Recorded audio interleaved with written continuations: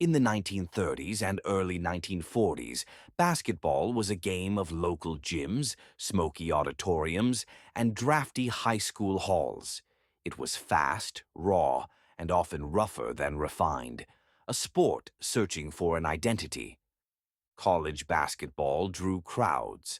The National Invitation Tournament in New York and the fledgling NCAA tournament offered drama, rivalries, and heroes.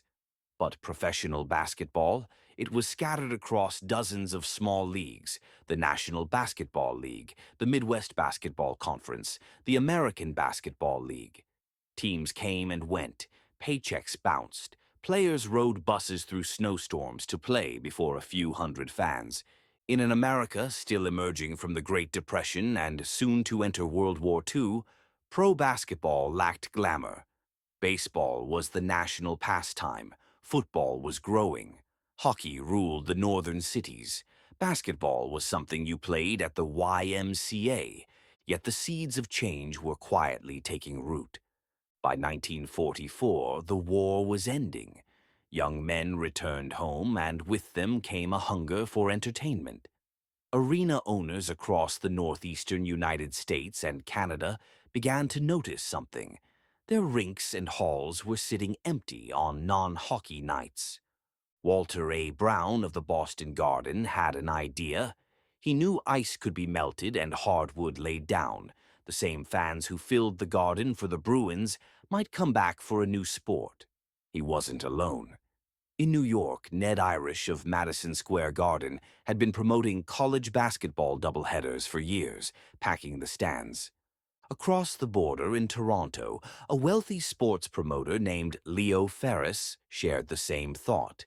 What if the big city arenas united to create their own basketball league? One with structure, marketing, and the kind of polish that small-town circuits lacked? Meetings began quietly in 1946. 8 arenas sent representatives. They weren't thinking of basketball's purity. They were thinking of tickets, concessions, and prestige. But out of that business motive came something enduring: the Basketball Association of America, the BAA. The BAA was officially announced in June 1946.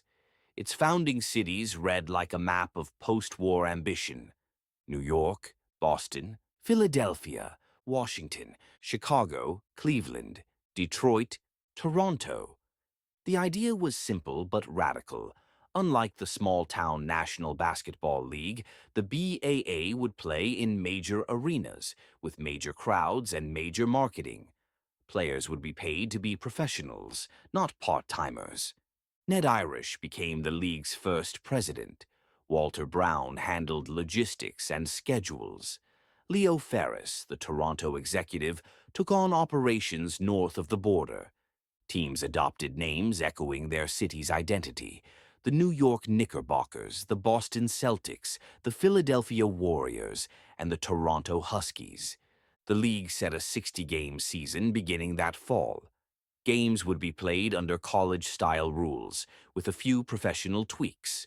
The lane was 6 feet wide, goaltending was illegal, and there was no shot clock.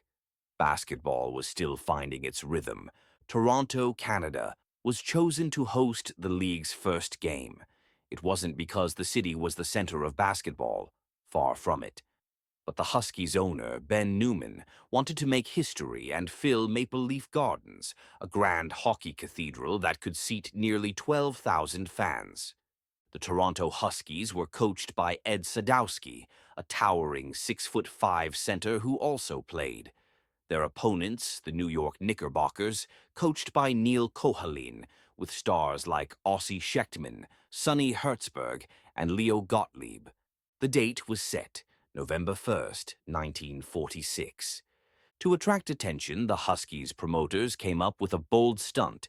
They offered free admission to anyone taller than their center, George Nostrand, who stood at 6 feet 8 inches. Newspapers loved it. So did curious fans who had never seen professional basketball before. The arena lights glowed bright over the polished maple floor.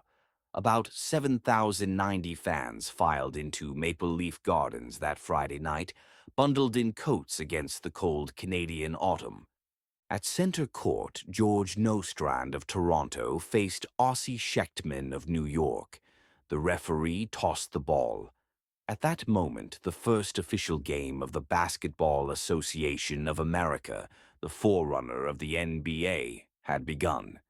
The play was brisk, though by modern standards it looked almost primitive. There was no three-point line, no shot clock, and offenses relied on set plays and short passes. Players wore canvas sneakers, wool uniforms, and slicked-back hair. Ossie Schechtman would score the first basket in league history, a driving layup off a fast break.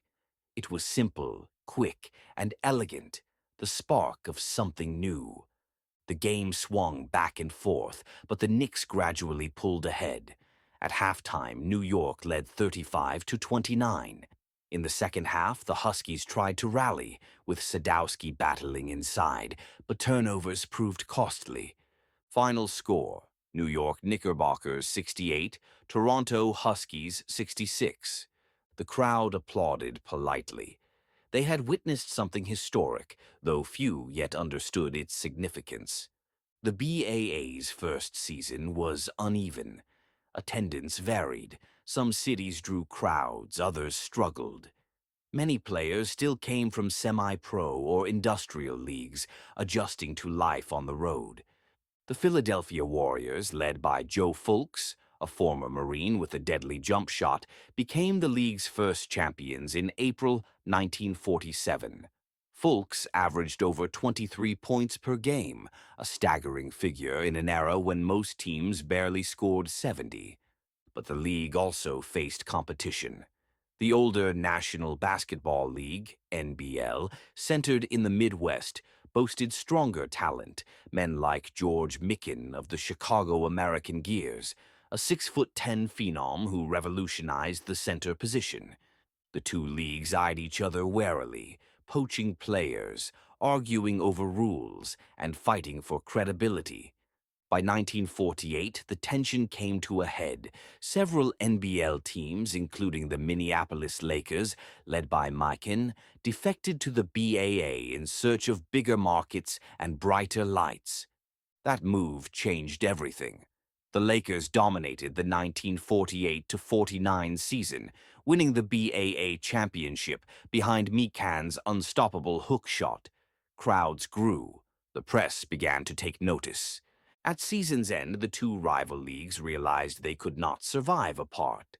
Talks began for a merger, not of equals, but of necessity. On August 3, 1949, the Basketball Association of America and the National Basketball League formally merged to create a new organization, the National Basketball Association, the NBA. 17 teams from cities across America and Canada joined. The name was new, but its spirit was rooted in that night in Toronto 3 years earlier. The NBA inherited the BAA's structure, marketing vision, and big city arenas. It also absorbed the NBL's stronger players and basketball pedigree. Together, they created something sustainable, a professional league that could grow, innovate, and capture the imagination of a generation. For decades, the first NBA game was almost forgotten. The Huskies folded after just one season. The Knicks became a fixture of New York sports. Maple Leaf Gardens went back to hockey. But historians and fans eventually rediscovered that cold November evening. They found the photographs, grainy black and white, showing men in knee-length shorts, crouched in defense under glowing lights. They found the box score: Ossie Schechtman, 11 points; Leo Gottlieb, Strnacht; Ed Sadowski, 18 for Toronto. They found, too, the meaning. That game was more than a contest. It was a declaration that basketball could belong to cities, to professionals, and to fans who wanted more than college tournaments. Every dunk, every three-pointer, every sold-out arena in the modern NBA traces its lineage to that night. Today, when the NBA opens each new season, it does so on the shoulders of visionaries, arena managers who simply wanted to fill seats. They could not have imagined the global phenomenon their experiment would become.